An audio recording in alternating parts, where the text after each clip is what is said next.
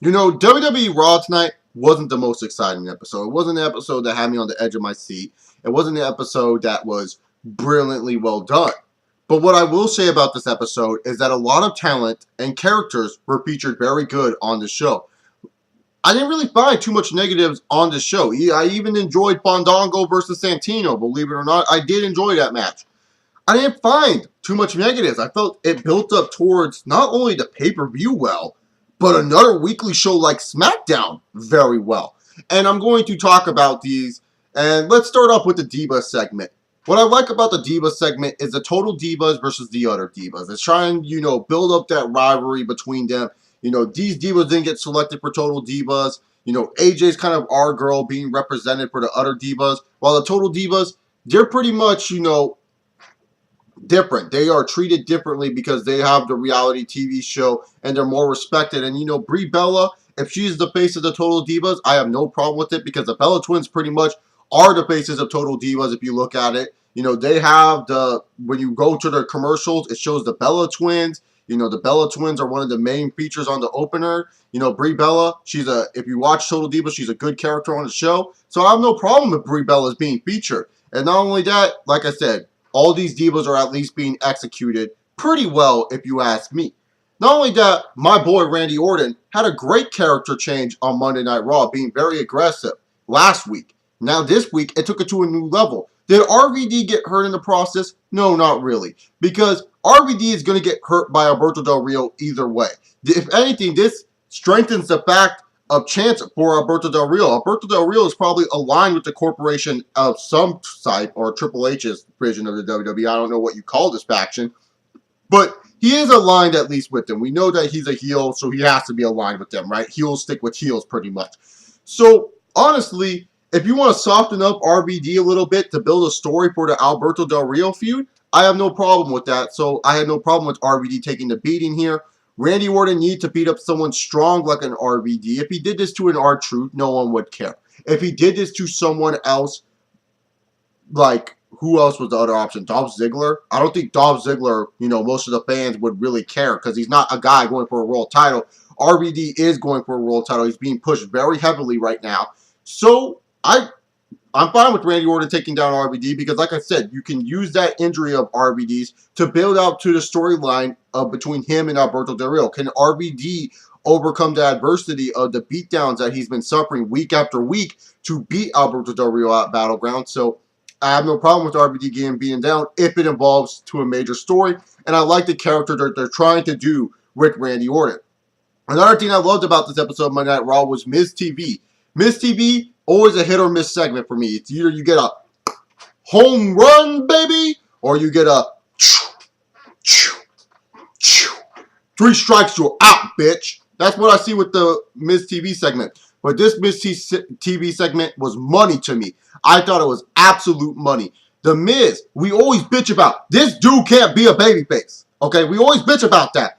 But after this segment, and what happened last week on Monday Night Raw, they did a very good job with The Miz, building them up as that sympathetic babyface. The Miz is just the guy that the WWE loves to use. Yeah, so what? Stephanie McMahon was reading shit off her hands. CM Punk was reading off his wrist tape. The Rock was reading off his forearm. I don't even give a shit if Stephanie McMahon had to read her lines during this segment.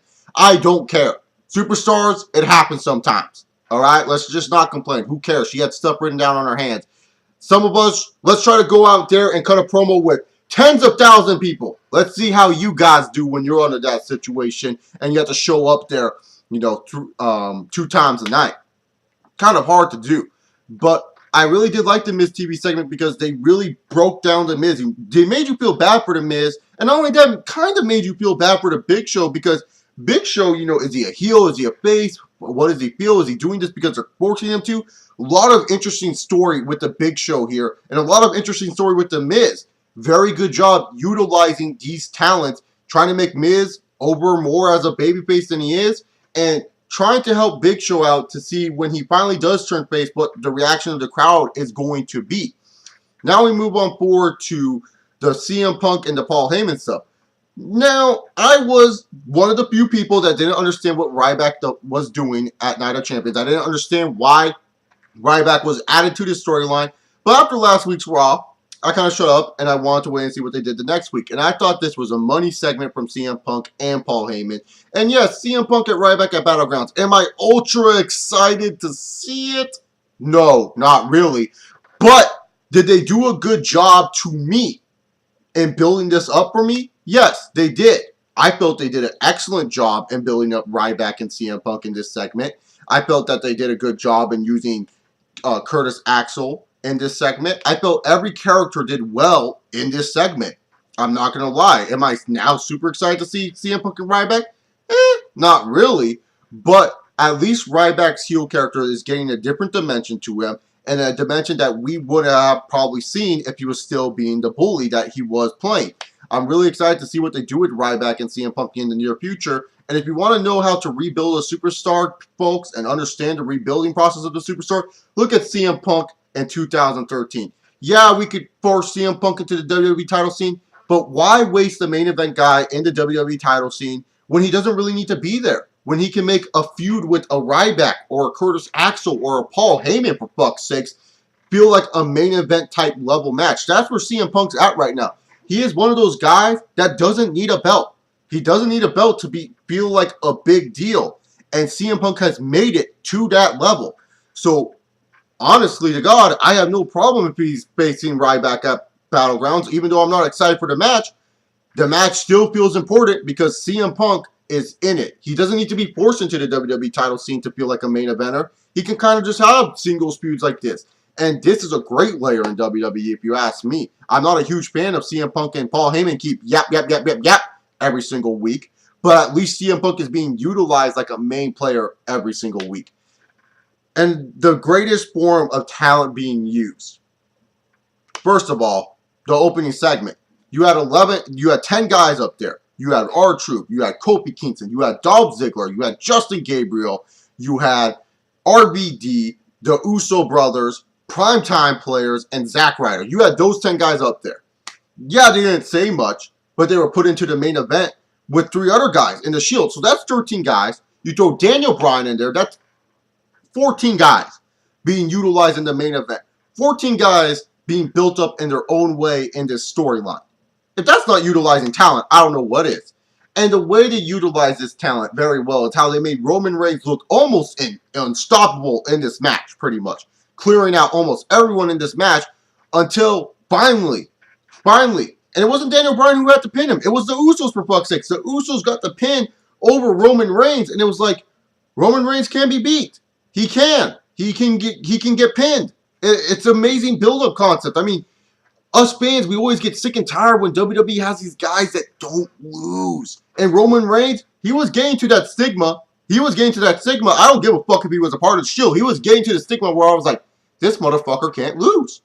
And honest to God, him getting pinned was a good thing for him. Because now when we go into a Shield match, we can think, hey, Roman Reigns, he could actually lose this match right here. And I loved that. Not only that, what I loved is Dolph Ziggler got the pin over Dean Ambrose. Does that mean Dolph Ziggler is going to win the title on Friday Night SmackDown? No. But does it build excitement to the Friday Night SmackDown match? Of course. Absolutely. Now, before I go on and talk about, the main meats and bones of what happened in this segment, let me talk about what happened before the main event match. When Cody Rhodes and Goldust in their street clothes came out and attacked the Shield and security went over them. Cody Rhodes is being built like a motherfucking star. This is how you do a babyface turn. This is how you execute a babyface turn. This feels like the Matt Hardy and Edge shit all over again. You feel the personal animosity that Cody Rhodes has for everything Triple H it represents. And I can't wait to see what they do with Cody Rhodes and Goldust. And hell, if you want to throw Dusty Rhodes in there, you might as well. Because I would not mind if I saw the Rhodes family take on the fucking Shield. I think they're doing a great job with this. And now we move on to the meats and bones where Seth Rollins is on his own. And Seth Rollins doesn't manage to eliminate, one person in this match. But, at the end, Seth Rollins gets beaten the fuck down. The Shield finally get a taste of their own medicine. And the babyfaces reign supreme at the end of the show.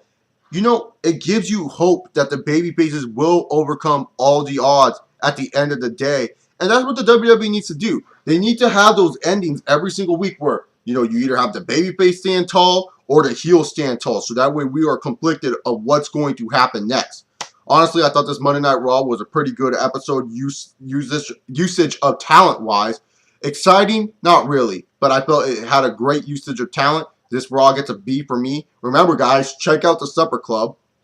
All the links down below. If you guys like me, you can like this video. Subscribe down below if you like my content. I do wrestling, football, MMA. So if you like those scenes, you can subscribe to my channel. Anyway, guys, I'm out of here. I got my Q&A tomorrow. If I get in those questions from you, I'll see you all next time. Peace!